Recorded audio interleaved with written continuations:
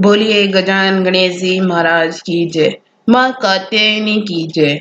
आइए माँ कात्यायनी की कथा का गुणगान करते हैं। अगर अच्छी लगे तो लाइक शेयर सब्सक्राइब जरूर कीजिएगा। चंद्रहास उज्ज्वल करा शार्दुल वरवहना कात्यायनी शोभाम ददा देवी दानव घातिनी।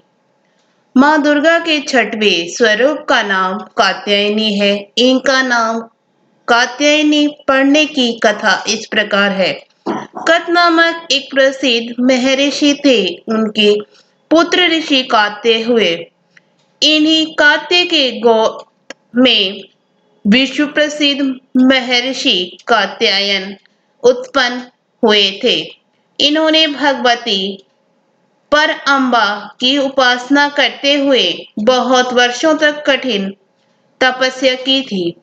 उनकी इच्छा थी कि माँ भगवती उनके घर पुत्री के रूप में जन्म ले। माँ भगवती ने उनकी यह प्रार्थना स्वीकार कर ली थी।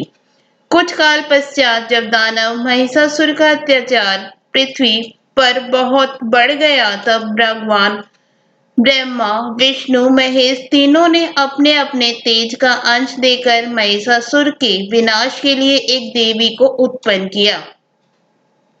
महर्षि कात्यायन ने सर्वप्रथम इनकी पूजा की। इसी कारण से यह कात्यायनी कहलाई। ऐसी भी कथा मिलती है कि ये महर्षि कात्यायन के वहां पुत्री रूप से उत्पन्न भी हुई थी।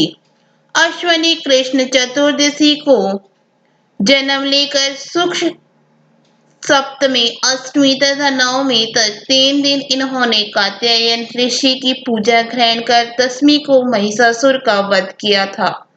माँ कात्यायनी अमोघ फलदायिनी है। भगवान कृष्ण को प्रतिरूप में पाने के लिए वज्र की गोपियों ने इन्हीं की पूजा कालिंदी यमुना के तट पर की थी। ये ब्रजमंडल की अधिष्ठात्री देवी के रूप में प्रतिष्ठित हैं। इनका स्वरूप अत्यंत ही भव्य और दिव्य है। इनका वर्ण स्वर्ण के समान चमकीला और भास्वर है।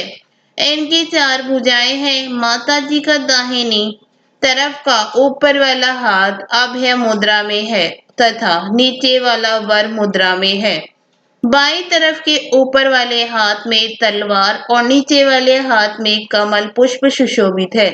इनका वाहन सिंह है। दुर्गा पूजा के छठवें दिन इनके स्वरूप की उपासना की जाती है।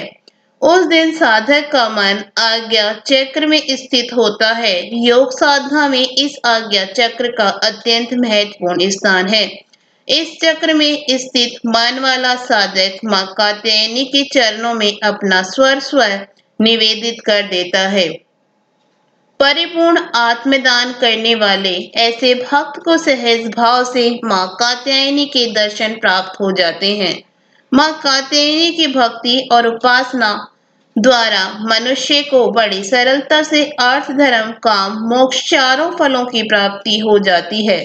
वह इस लोक में स्थित रहकर भी अलौकिक तेज और प्रभाव से युक्त हो जाता है। उसके रोग शोक संताप भय आदि सर्वथा विनष्ट हो जाते हैं। जन्म जन्मांतर के पापों को विनष्ट करने के लिए माँ की उपासना से अधिक सुगम और सरल मार्ग दूसरा नहीं है।